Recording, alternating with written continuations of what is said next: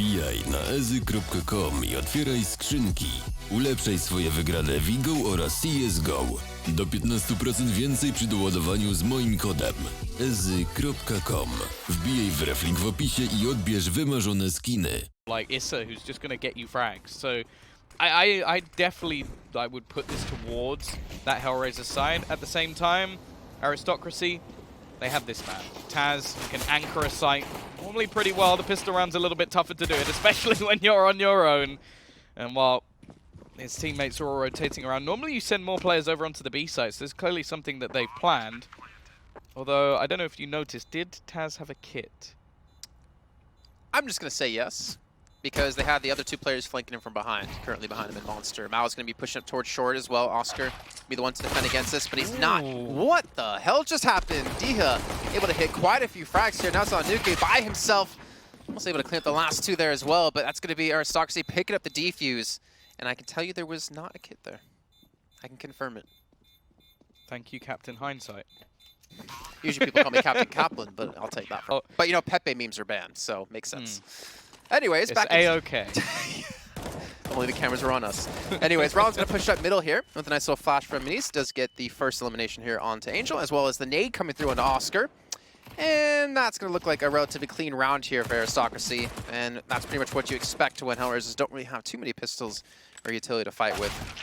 And there we go. Nice little 2-0 quick start. Yeah, and this is exactly what you want when you're on that CT side turn. Now, he did actually, I believe, warp a little bit back in the day when he was on his team with Fun. I think that was actually Kingwin, but it's started to be punished over the last few rounds for taking the fight in Monster. He was winning it initially, but now the CTs have started to step back up.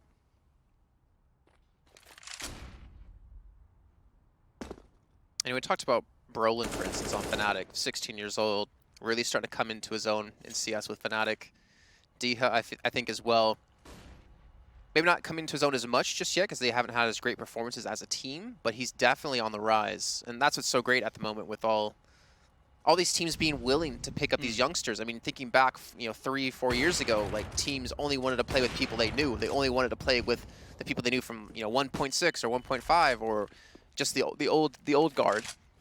But finally, teams have started to open up into incorporating these new young talents, trying to mold them and shape them for the future. And Diha so far on this map's been able to do relatively well as on top of things. Yeah. There we go, the push coming in towards B. Diha again, speaking of the devil. Well, not Devil's one anymore at least. And that will be Aristocracy taking their 4th round. He's going to be looking to at least play off the support he has from Moralen. Has the chance to repeat. Both players actually connecting the shot, but neither able to get the kill. In the meantime, Dia has again won that battle versus Issa. Push going to be coming in onto Maniz, but they don't know that Ralen's here. He's just lurking in the backlines. He's probably the only way they're actually able to turn this round back around as he'll peek out, find one. The second actually doesn't go his way, and Lowell and Angel just combine to turn it into a 2 versus 1. Dia alone. Up against 2, is he going to expect player towards Optimus or not? Again, trying to gather information, trying to force him into a rough spot, even expecting the flank from Bank. But like HellRaisers keeping that composure.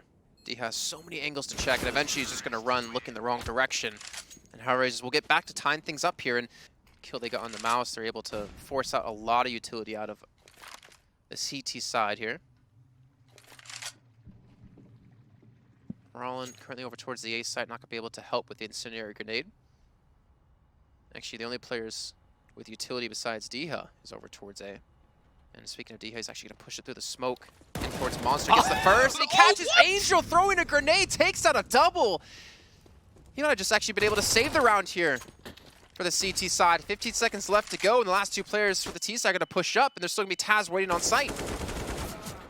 This just became almost impossible. Lowell has to get this kill so fast, and it's not happening. Doesn't have enough time, and Maniz will even rotate in. How does that work? How do you have the stones to make that sort of play? And although Oscar's been quiet, he at least had the sort of one high-impact round, which they managed to steal away. Dia again. This guy really is talented, but Can they actually make anything of this round? They might be able to overwhelm Lao, which will get them an AK-47, or I should say another one. NOWY now tagged down to just 10 HP, and Jason's losing his mind.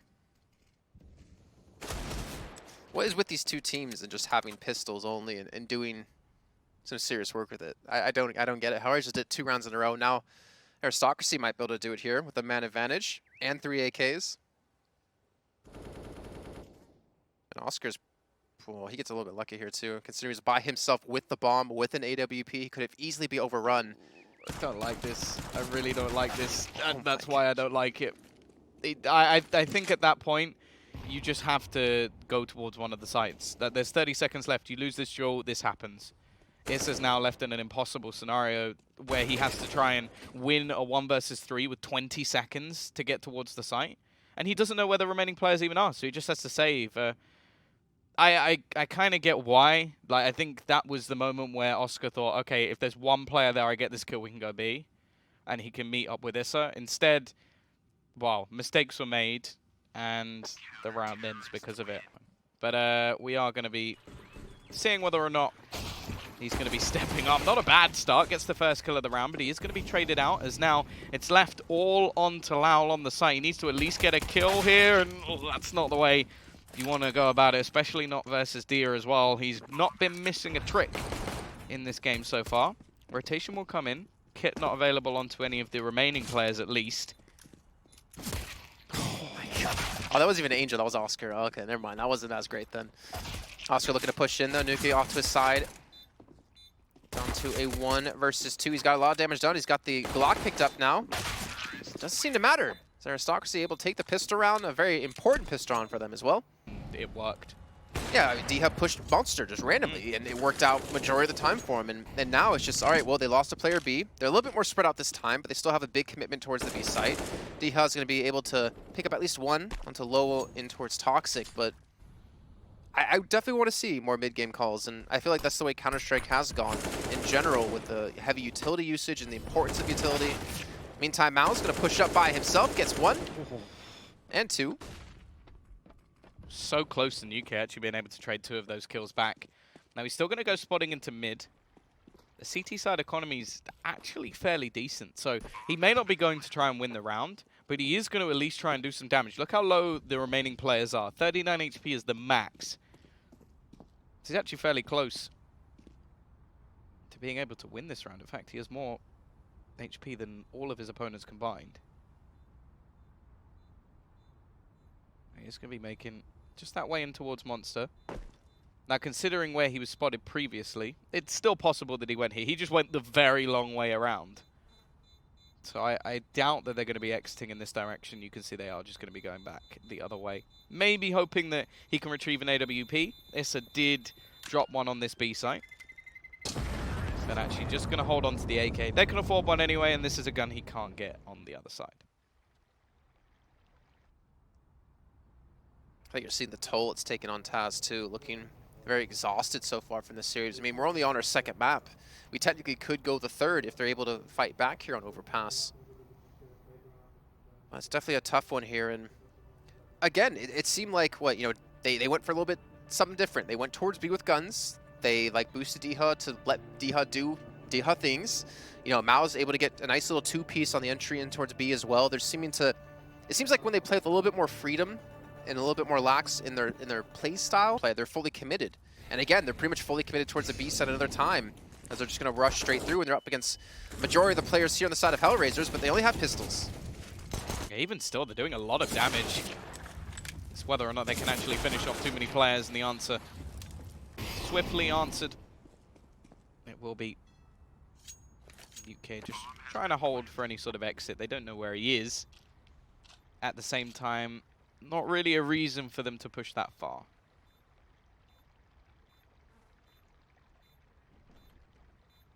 Yeah, so Aristocracy able to take it to 13 now, up against the 14 of HellRaisers. They're still hanging on by the skin of their teeth here, Tom, but it's still a very close match between the two, and the last 2 rounds they did get, I think, were mostly because HellRaisers didn't really have the weaponry to fight. Also, they got picked off from the same position multiple times in a row. Oh my gosh.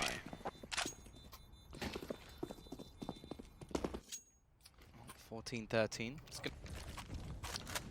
Even still, though, the money for HellRaisers is not in a good state. If there was actually a victory in this round, I think OT should be on the cards, although I say should because of the power of the pistols.